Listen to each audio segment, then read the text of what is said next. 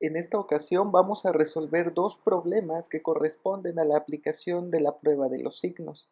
Esta es una prueba no paramétrica y se puede aplicar cuando no se tiene la certeza que la variable se comporte de manera normal, es decir, puede reemplazar a una prueba t para una muestra, porque en esta ocasión lo que necesitamos es el conjunto de datos que contrastamos contra alguna mediana hipotética y evaluamos si la muestra tiene una mediana estadísticamente igual a la hipotética o si tiene mediana mayor o menor que la hipotética. Para ejemplificar el uso de la prueba de los signos, comenzamos con el problema para practicar 4.7. Aquí dice que tenemos datos sobre el flujo de vapor en el área de calderas en una industria vidriera. Los datos que se muestran del último turno son los que aparecen en la tabla de la derecha, donde está el flujo de vapor y los datos son 39, 36, 43, 40, etc. Como no se tiene la certeza que el flujo de vapor en la caldera se distribuya de manera normal, lo que nos piden evaluar es que veamos si la media del flujo de vapor en caldera supera los 40 puntos, ya que si eso ocurre, se supone que deben de iniciarse acciones preventivas para evitar algún accidente, es decir, alguna actividad de mantenimiento preventivo. Esta evaluación nos piden que la realicemos con un nivel alfa igual que 0.05. La pregunta al final es que si nosotros recomendamos tomar acciones preventivas. Lo primero que tenemos que realizar es el planteamiento de las hipótesis. En la hipótesis nula escribiríamos que la mediana del flujo de vapor en caldera es estadísticamente igual a 40 puntos. En la hipótesis alternativa, lo que tendríamos que considerar es si la mediana está superando los 40 puntos para que nosotros podamos iniciar las acciones preventivas. Por tanto, escribiríamos que la mediana del flujo de vapor en caldera es estadísticamente mayor a 40 puntos. Y ya quedan listas las hipótesis. Ahora tenemos que desarrollar la prueba para hacer la evaluación. Para ello vamos a movernos a la hoja P4.7. Aquí ya se encuentran todos los datos. Está en la primera columna el flujo de vapor en caldera acompañado de todos sus datos, que son en este caso 14. En la parte superior nos piden que escribamos la mediana hipotética, que en este caso es 40 puntos. Para que nosotros podamos aplicar correctamente la prueba de signos, tenemos que sacar diferencias entre los valores observados y la mediana hipotética. Es decir, tenemos que tomar el valor observado del flujo de vapor y restarle la mediana hipotética. En el primer caso, el resultado es menos 1. Lo que vamos a hacer es aplicar la misma operación para todas las celdas, por tanto, vamos a escribir el signo de pesos aquí en B2, presionamos Enter y arrastramos hacia la última. Tenemos ya los 14 valores de las diferencias entre el flujo de vapor y la mediana. Lo siguiente es que nosotros establezcamos cuál es el signo del número que tenemos en la diferencia. Por tanto, vamos a utilizar la función de signo aquí en la hoja de cálculo. La notación nos pide que escribamos el número. En este caso, el número es el que se encuentra en la fila 1 de las diferencias. Cerramos el paréntesis, presionamos Enter y veamos que nos pone como signo a menos 1. Replicamos esta función para todas las demás filas de datos y tenemos los valores. Aparece 0 cuando el resultado fue 0 porque es un número sin signo y aparece 1 cuando tenemos diferencias positivas. Para encontrar el total de signos vamos a contar las celdas y después restaremos las que sean igual que 0. Entonces escribimos la función contar, seleccionamos toda la columna de datos y luego le voy a poner menos contar si. Vuelvo a seleccionar la columna de datos, coma, y el criterio sería 0, porque serán los que vamos a descontar, los que tienen signo igual que 0. Cerramos este último paréntesis, presionamos Enter y el resultado es que tenemos un total de 12 signos que son distintos de 0. Después tenemos que calcular el valor de z. Para ello vamos a utilizar una función que dependerá del signo que nosotros tomemos para realizar la operación. En este caso, voy a decidir el valor de z, lo calcularé a partir de los signos positivos. Y observemos que tenemos muchos signos positivos, muchos números 1 en la columna signo.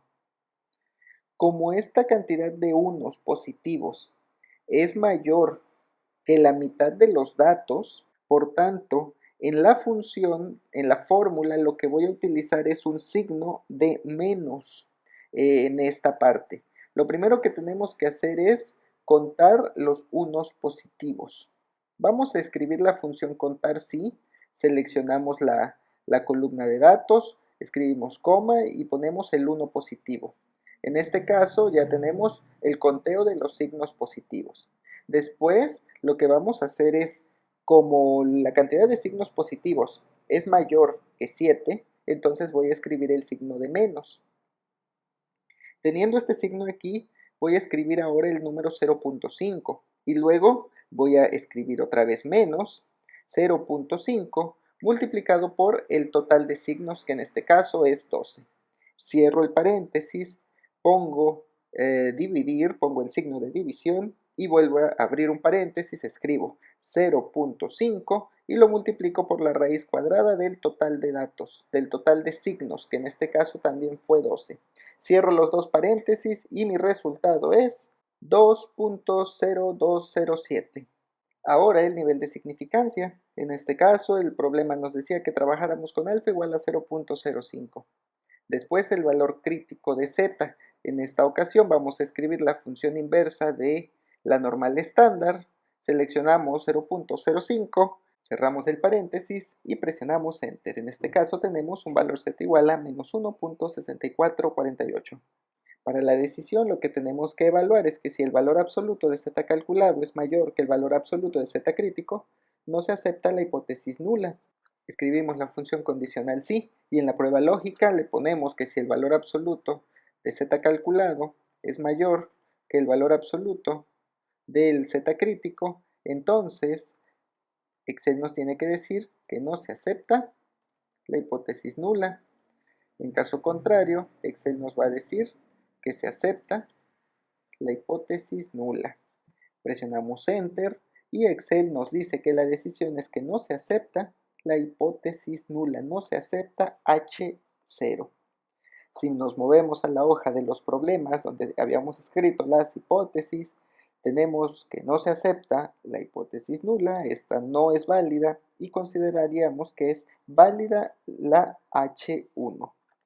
De esta forma, podemos concluir que se tiene evidencia estadística que la mediana del flujo de vapor en las calderas es estadísticamente mayor que 40 puntos. El problema nos preguntaba si debemos tomar acciones preventivas. En este caso, como la estadística dice que el flujo de vapor supera el límite permitido, entonces la recomendación sería que sí se inicien acciones preventivas para evitar un accidente. Y quedó lista la primera solución ante el problema de la aplicación de prueba de los signos. El segundo problema que vamos a resolver es el 4.8. Aquí tenemos una situación diferente a la primera, porque en el problema 4.7 teníamos datos que representaban los valores de la variable, pero en este caso lo que tenemos es una categorización. El problema dice que previo al inicio de un curso de especialización en Seis Sigma, se evaluó el nivel de competencia de los profesionistas inscritos. Después de 2 semanas de capacitación se realizó otra vez la prueba. Los resultados de estas evaluaciones se categorizaron según su nivel de desempeño. En la tabla aparecen los datos y nos piden que los analicemos con una confianza de 90% para establecer si hay diferencia entre el nivel de competencia antes y después del curso. La tabla de datos nos indica el nombre de la persona que participó en el curso, cuál fue el nivel de competencia que tuvo antes de iniciar el curso. Por ejemplo, la primera persona tuvo un desempeño regular. La segunda persona tuvo un nivel de competencia deficiente y así sucesivamente. La tercera columna de la tabla nos muestra el nivel de desempeño obtenido después de haber cursado el curso de 6 Sigma. Por ejemplo, la primera persona que había tenido un desempeño regular después del curso tuvo un nivel de desempeño bueno. La segunda persona que había tenido un nivel de desempeño deficiente después del curso tuvo un nivel de desempeño bueno y así sucesivamente. Lo que nos piden es que evaluemos si hay diferencias entre el antes y el después. Iniciamos de nueva cuenta con la hipótesis nula. Escribimos que la hipótesis nula indica que no habría evidencia estadística que el nivel de competencia haya cambiado. Aquí asumiremos que, así como entraron, el nivel es el mismo al salir. Y en la hipótesis nula diremos que sí hay evidencia estadística que el nivel de competencia cambió después del curso. En este caso tenemos una prueba bilateral, porque el nivel de cambio, o sea, el hecho de que haya diferencia puede ser que hayan empeorado o puede ser que haya mejorado el nivel de desempeño. Pero el problema nos pide simplemente que evaluemos si hay o no diferencias. Lo que tenemos que hacer para resolver este problema es irnos a la página 4.8.